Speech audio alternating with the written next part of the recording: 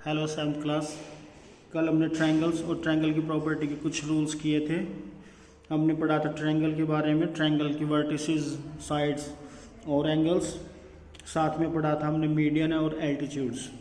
और एक्सरसाइज 6.1 आपको ट्राई करने के लिए दी थी, तो आज हम देखते हैं एक्सरसाइज 6.1 में है क्या। फर्स्ट क्वेश्चन, एक ट्रायंगल दे रखी है आपको PQR, फिगर आपके सामने है। PQR एक ट्रायंगल दे रखी है, इसमें D मिड पॉइंट है। D मिड पॉइंट का मतलब क्या हो गया कि जो D है ये QR लाइन के बिल्कुल बीच में है, यानी कि जितना DR है उतना ही DQ है। ठीक है, तो आपको ये कुछ ब्लैंक्स फिल करने हैं। PM इज, फर्स्ट है PM। अगर आप यहाँ पे देखेंगे PM, ये लाइन है PM। यहाँ पे ये जो बॉक्स बना हुआ है किस चीज़ का सिंबल है? राइट एंगल का। और कल हमने बात की थी कि राइट एंगल कहाँ पे होता है, कौन सी लाइन के साथ अगर बना हो तो उसे क्या बोलते हैं? परपेंडिकुलर हाइट या एल्टीट्यूड। तो क्या लिखेंगे? PM is the perpendicular. First blank में क्या आएगा? परपेंडिकुलर। उसके बाद नेक्स्ट है PD बताना है। ये वर्टेक्स है P और ये लाइन आपको D पे मिली हुई है ऐसे, और D ऑलरेडी बोला हुआ है आपका मिड पॉइंट। ये मिड पॉइंट है, यानी कि जितना ये साइड है उतनी ही ये साइड है। अब D यहाँ पे मिड पॉइंट है और ये वर्टेक्स को, तो वो लाइन जो वर्टेक्स से कनेक्ट होती है मिड पॉइंट के अपोजिट साइड की मिड पॉइंट में, उसको क्या बोलते हैं? मीडियन। तो PD is called median. Last पूछ रहा है third part, QM and MR। क्या QM और MR इक्वल है? QM तो आपको ये दिखाई दे रहा है और MR ये दिखाई दे रहा है, क्लियर दिखाई दे रहा है कि क्या इक्वल होंगे? No, because D is the midpoint of QR, क्योंकि इस लाइन का तो मिड पॉइंट आपका D था ना कि M, इसलिए तो इक्वल हो ही नहीं सकते। ओके, सेकंड क्वेश्चन है आपको draw rough sketches for the following. आपको रफ स्केचेस बनाने हैं जो नीचे स्टेटमेंट्स हैं। तो पहले आप स्टेटमेंट लिखेंगे A पार्ट की, ABC कोई ट्रायंगल लेनी है जिसमें B एक आपको मीडियन लगाना है। तो आप एक रफ ट्रायंगल बना सकते हैं स्केल और पेंसिल की हेल्प से, और इस AC लाइन का मिड पॉइंट लेकर उसको उससे मीट कर देंगे, ये आपका बन जाएगा मीडियन। ओके, सेकंड है PQR। PQR के अंदर PQ and PR are the altitude of the triangle.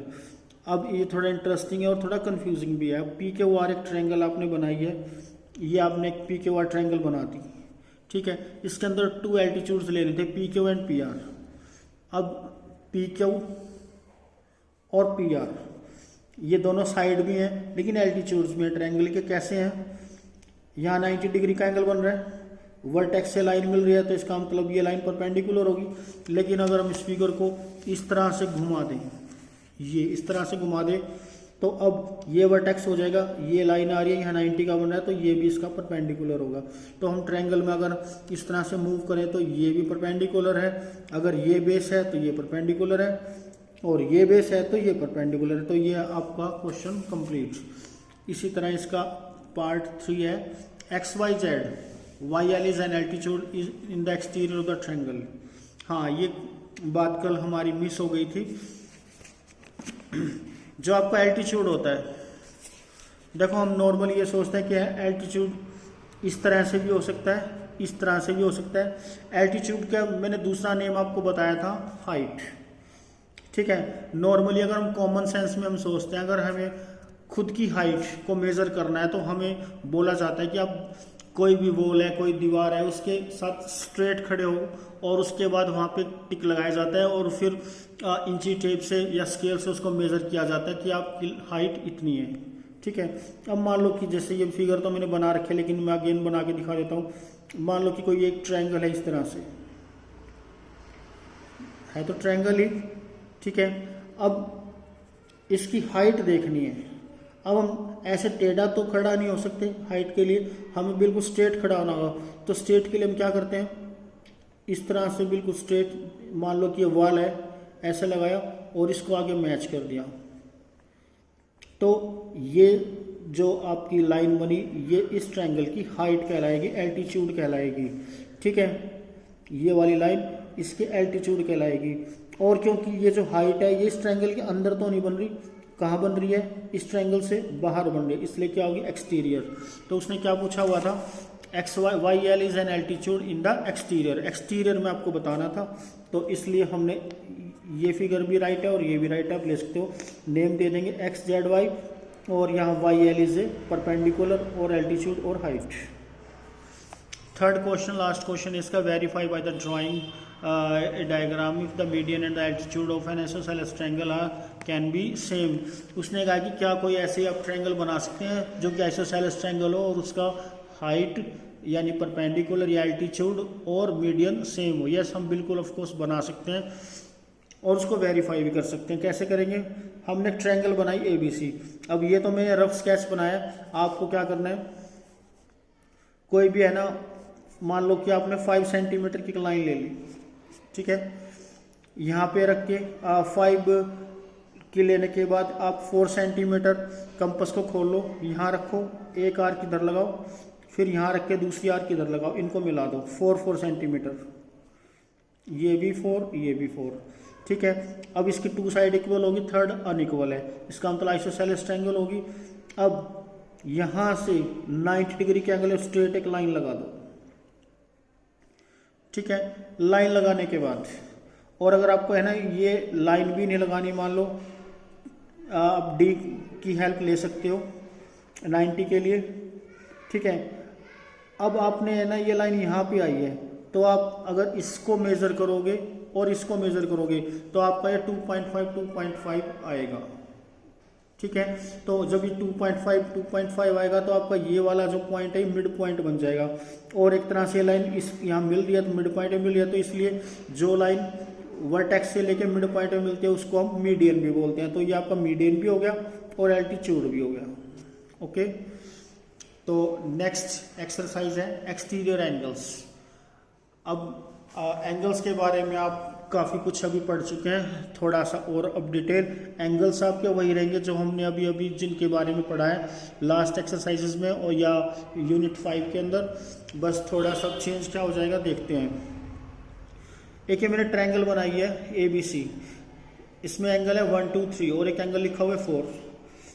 अगर आप आराम से नॉर्मली भी देखते हैं और आपसे कोई पूछ ले कि ये जो ट्रायंगल है इसके अंदर कौन कौन से नंबर लिखे हुए हैं, तो आप बोल दोगे 1 2 3, अंदर ही है ना, ये ट्रायंगल के बाहर तो नहीं है। तो ये हो गया आपके इंटीरियर एंगल 1 2 और ये वाला 3, ये हो गया इंटीरियर। ये 4 इस ट्रायंगल के अंदर तो नहीं बना हुआ, बाहर बना हुआ, इसका मतलब ये हो गया एक्सटीरियर। तो लिख सकते हो 1 2 and 3 are interior angles while 4 is the exterior angle. अब जो रूल है नोट, ये आपको लर्न करना है नोटबुक में, एक्सरसाइज स्टार्ट करने से पहले इसको राइट डाउन भी करना है। एन एक्सटीरियर एंगल, एक बाहर का एंगल, ऑफ ए ट्रायंगल का, इज इक्वल होता है किसके, the sum of its interior opposite angle. Interior का मतलब ये 3 एंगल हैं इंटीरियर, ठीक है, इनके सम के इक्वल है, पर इनमें से कौन से इंटीरियर, अपोजिट का मतलब जो इनके सामने है। अब ये इस तरफ है, इसके बिल्कुल साथ में ये एडजॉइन है, तो ये इसके अपोजिट नहीं हुआ, ये तो इसके एडजेसेंट है। इसको छोड़ दो, इसको छोड़ के बचे कितना 1 और 2, इन दोनों का जितना टोटल होगा वो इसके इक्वल होगा। तो ये आपका रूल है 1 + 2 = 4, एंगल 1 + एंगल 2 = एंगल 4, ओके। यानी कि मान लो ये 30 डिग्री है, मान लो ये 40 डिग्री है, तो 30 + 40 इसका मतलब एंगल 4 की वैल्यू आएगी 70 डिग्री, ठीक है।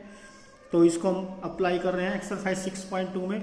मैं ओनली 2 ही क्वेश्चन है इसके अंदर एक फर्स्ट क्वेश्चन ये है और सेकंड क्वेश्चन ये है, सभी सिमिलर क्वेश्चन है। मैं दोनों का 1 पार्ट बता रहा हूँ, आप ट्राई करेंगे। फर्स्ट का थर्ड पार्ट में ये पार्ट कर रहा हूँ, ये फिगर हम पहले पेंसिल से ड्रॉ करेंगे, फिर आप लिखेंगे। आपको साफ दिखाई दे रहा है जैसा अभी हमने ऊपर रूल पढ़ा है। यहाँ पे 30 और 40 अंदर बन रहे हैं, तो ये इंटीरियर हो गई, और इसी तरह से जो एक्स है वो बाहर की तरफ दिखाई दे रहा है, तो वो हो गया एक्सटीरियर एंगल। तो सेम चीज़ हमने लिखी है, X is the exterior angle and 30 and 40 are its interior opposite angle. फिर बात का ध्यान रखना, ये वाला एंगल नहीं लेना, ये वाला नहीं लेना, इसको छोड़ के जो ये 2 बचे इनको लेना है, ठीक है। और क्या प्रॉपर्टी है कि जो एक्सटीरियर एंगल है वो अंदर के दोनों एंगल्स के सम के, दोनों एंगल कौन से, इंटीरियर भी हो और अपोजिट भी हो, उनके सम के इक्वल होगा। तो x इक्वल टू 30 + 40 यानी कि 30 + 40 इक्वल टू 70 डिग्री। अब यहाँ मैंने एक ब्रैकेट लिखा है ब्लैंक, इसके अंदर आप ये वाली लाइन रीजन में लिख देंगे। कोई आपसे पूछता है कि आपने x इक्वल टू 30 + 40 क्यों लिखा, तो रीजन है इसका ये, an exterior angle of a triangle is equal to the sum of its interior opposite angles. Okay, इसी तरह से इसके सभी पार्ट्स हैं। अब नेक्स्ट सेकंड क्वेश्चन देख रहे हैं, इसका भी मैं थर्ड पार्ट ही कर रहा हूँ। ये वाला,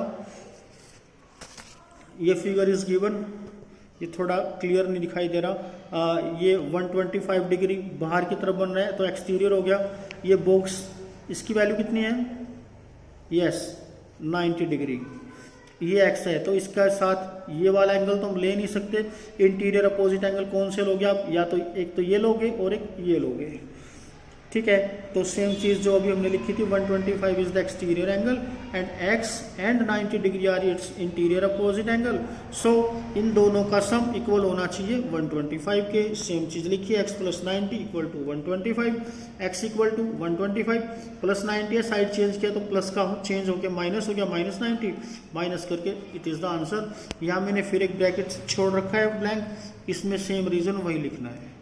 तो आज आपकी कंप्लीट हो चुकी है एक्सरसाइज 6.1 एंड 2, इनको कंप्लीट करना। Okay, thank you.